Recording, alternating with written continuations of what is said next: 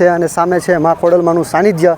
તો ફટાફટ આપણે ત્યાં જઈએ છીએ અને ત્યાં તમને સંપૂર્ણ ઇતિહાસને સંપૂર્ણ દર્શન માતાજીના કરાવશું. તો વિડીયોમાં કન્ટિન્યુ બન્યા રહેજો અને વિડીયોને શેર કરતા રહેજો. તો ચાલો આપણે માતાજીના દર્શને જઈએ. તમે જોઈ શકો છો આપણે મા ખોડલમાના સાનિધ્યમાં પહોંચી ગયા છીએ અને તમે જોઈ શકો છો કે સરસ મજાનું આ મા ખોડલમાનો મંદિરનો ગેટ છે અને તમને ઉપર બાજુ તમને મા ખોડલમા અને સાથે બહેનોના તમને સરસ મજાની પ્રતિમા જોવા મળી જશે.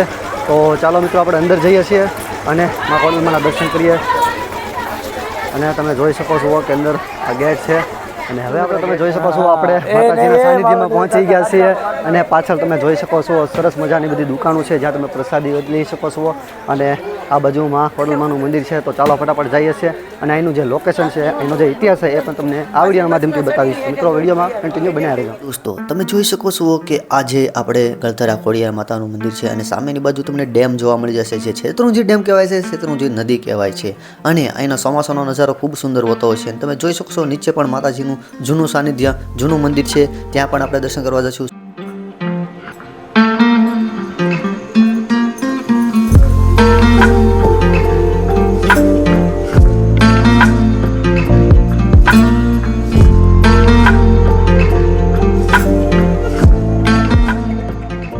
ફાઇનલ મિત્રો આપણે ઉપર માતાજીના દર્શન કરીને આપણે આવી ગયા છીએ નીચેની તરફ અને નીચેની તરફ તમને બતાવી દઈએ કે જુઓ આ રીતના કંઈક છે. અને ખરેખર અહીંયા જે આ મંદિર આવેલું છે તે ખરેખર આ શેત્રુંજી ડેમને કાંઠે આવેલું છે. મા ખોડલમાનું મંદિર છે અને માતાજીનો ઇતિહાસ પણ તમને આગળ વાત કરીશ. અને તમારે અહીંયા પહોંચવું હોય તો કઈ રીતે તમે પહોંચી શકો એ પણ આપણે વિડીયોમાં વાત કરીશું. અને મિત્રો તમને જણાવી દઈએ કે નામનો રાક્ષસ જે હતો તે માતાજીએ અહીંયા વધ કર્યું હતું ને તે ઉપરથી અહીંયા ગળધરા નામ પડ્યું હતું એ પણ આપણે આગળ વાત કરીશું. અને અમારી સાથે છે ભાઈ. કેવું લાગ્યું ભાઈ? મજા આવી ને? જય ખોડિયારમાં. અને ખાસ કરીને અહીંયા તો ચોમાસાની સિઝન હોય તો જોરદાર લોકેશન હોય, પણ અત્યારે જે શાળાની સિઝન બાકી ચોમાસાની સિઝન હોય તો અહીંથી ઝરણા બરણા વહેતા હોય અને સરસ મજાનું લોકેશન હોય છે. અત્યારે પણ જોવા જવું છે, પણ ખાસ કરીને ચોમાસાની સિઝનમાં આવશો તો વધારે પડતું સારું રહેશે એવું આ લોકેશન છે. મિત્રો કેવું લાગ્યું ભાઈ? મજા આવી ને? બોલો બોલો. હા એમ. તો ચાલો આપણે આગળની તરફ આ લોકેશન જોઈશું અને પછી પાછા ઉપરની સાઈડ આપણે પાછા જોવા નીચેની તરફ આવ્યા છીએ. અને જે જૂનું મંદિર છે આ ઝાડની નીચે મા ખોડલમાનું મંદિર છે અને તમે જોઈ શકો છો સરસ મજાનું મા ખોડલમાનું મંદિર છે.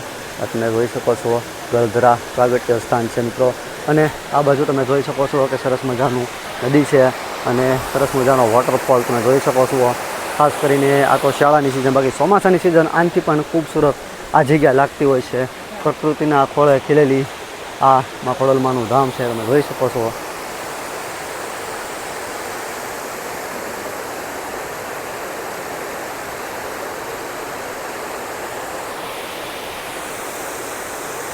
મિત્રો ખાસ કરીને જો આ જગ્યા ઉપર તમારે આવવું હોય તો આ જગ્યા છે ને અમરેલી જિલ્લામાં આવેલી છે, જે ધારી કહેવાય છે. ધારીની અંદર લગભગ 5 કિલોમીટર દૂર આવેલ છે. ગળધરા ખોડિયારમાં કહેવાય છે અને ધારી ખોડિયાર તરીકે પણ ઓળખાય છે, ગળધરા ખોડિયાર તરીકે પણ ઓળખાય છે. અને જે શેત્રુંજી ડેમ છે એ ડેમના કાંઠે આવેલું છે.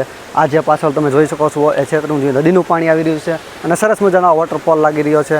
અને લોકેશનમાં તો મિત્રો કાંઈ ન ઘટે. તમારે ફોટોગ્રાફી કે વિડીયોગ્રાફી તમારે કરવા હોય તો એકદમ સરસ મજાનું આ લોકેશન છે.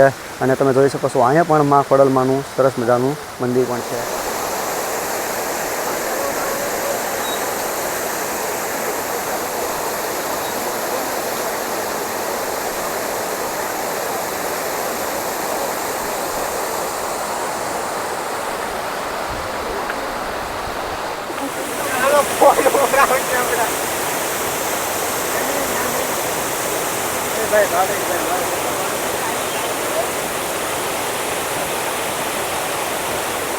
તો તમને જણાવી દઈએ કે ઘણા વર્ષો પહેલાં અહીં રાક્ષસો વસવાટ કરતા હતા અને મા ખોડલમાં અને સાતો બહેનો દ્વારા આ રાક્ષસોનો સંહાર કરવામાં આવ્યો. ખાંડણીમાં ખાંડી અને આ રાક્ષસનો સંહાર કરવામાં આવ્યો.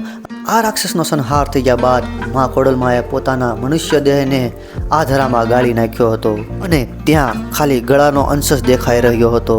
એટલે આ જગ્યાનું નામ, આ માતાજીના મંદિરનું નામ ગળધરા ખોડિયારમાં પડ્યું. તમે જુઓ મા ખોડલમાના દર્શને આવવા માંગતા હોય તો અમરેલી જિલ્લાની અંદર આવેલું છે. અમરેલી જિલ્લાની અંદર ધારી તાલુકામાં ધારીથી માત્ર 5 થી 6 કિલોમીટર દૂર પર આવેલું છે, જે તમે અહીંયા પર્સનલ લોકલ વાહન લઈને આવી શકો છો. આ જગ્યાની વાત કરી દઈએ તો આશરે લગભગ 1500 થી 1600 વર્ષ આજુબાજુ આ મંદિર છે મિત્રો. અહીંયા જે ગળધરા ખોડિયાર કહેવાય છે, જ્યાં મા ખોડલમાએ જે નામનો રાક્ષસ હતો, નામનો જે રાક્ષસ હતો તેમનો અહીંયા વધ કરવામાં આવ્યો હતો મિત્રો.